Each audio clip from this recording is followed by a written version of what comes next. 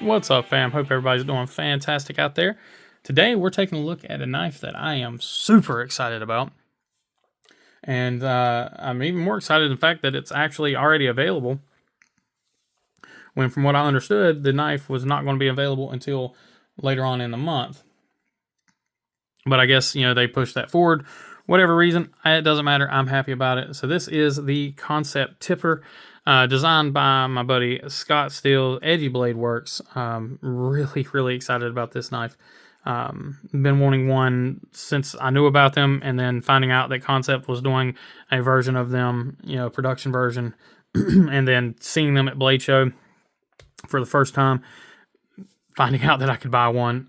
This is a prototype, but it is a full production prototype.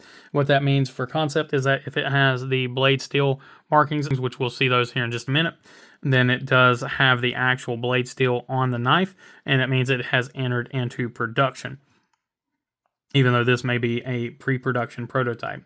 Blade length, you're looking at 3.38 inches, 7.9 overall, and 4.7 ounces.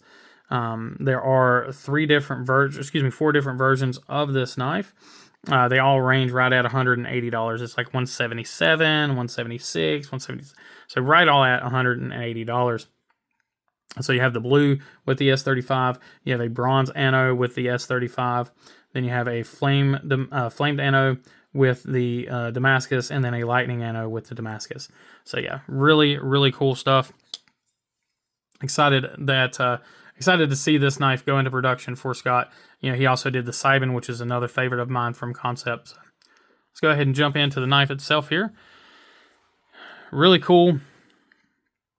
Pivot collar there. I'm not sure if that is just from the prototype stuff or what, but it almost looks like a distressed collar.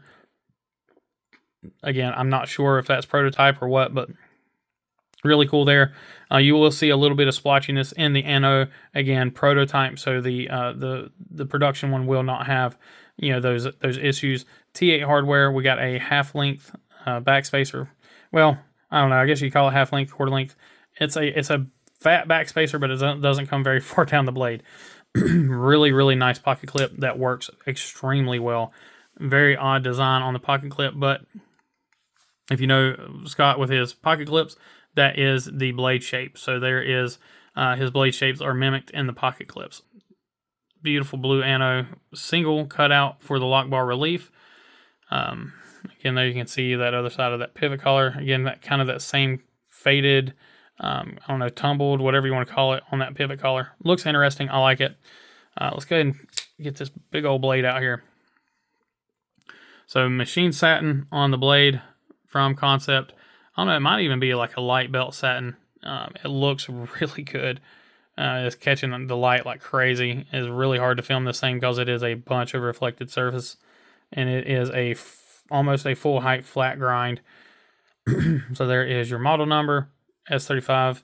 There is the tipper, and there is Edgy's more safe for work logo, we'll say, as we talked about with the Cybin.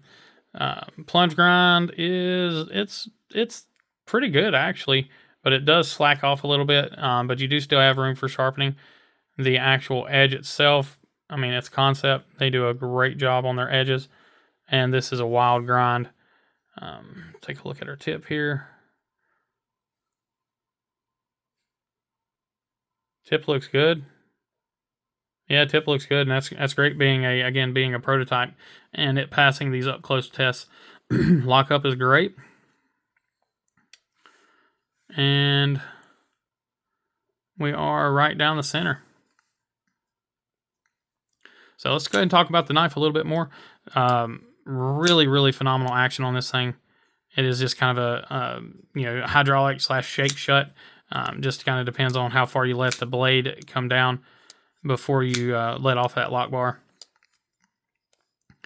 Reverse flicks really nicely. It's a big, heavy blade, but so thumb flick is really where it's at as far as being able to get the knife rocketed out there.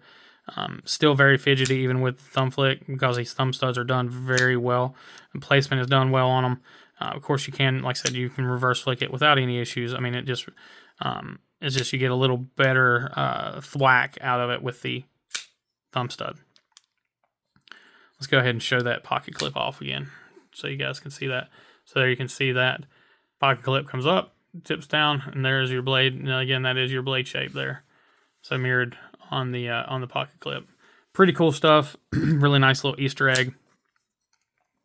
Like I said, these are available right now. The links are going to be down below. So if you're wanting one, jump on them because this is a good knife. This is one, and for the price, it's insane pricing with Kansept right now.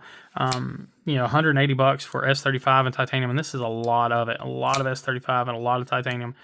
Really, really impressed by their pricing here lately, and the designs that they've got coming out are just really, really interesting and really cool. So ergonomic wise on the knife, don't have any issues. There's no jimping to speak of, which is fine. I'd rather not have any than have bad jimping. Got a little bit of a thumb ramp here, which does allow you to get kind of locked in on the knife. I do not feel that pocket clip at all, which is good because that is a fairly large pocket clip. You got a good size landing pad underneath that pocket clip, so it's going to give you plenty of retention, and it does. Rides in the pocket very well. Does not feel like a big knife in the pocket, which is great.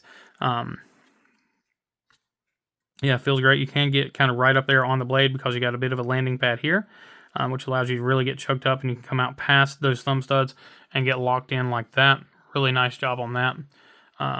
You know, I've got to handle the custom versions of the tipper, and I mean, it's a phenomenal, phenomenal knife. It'll probably be, you know, the knife that I have Scott make for me eventually.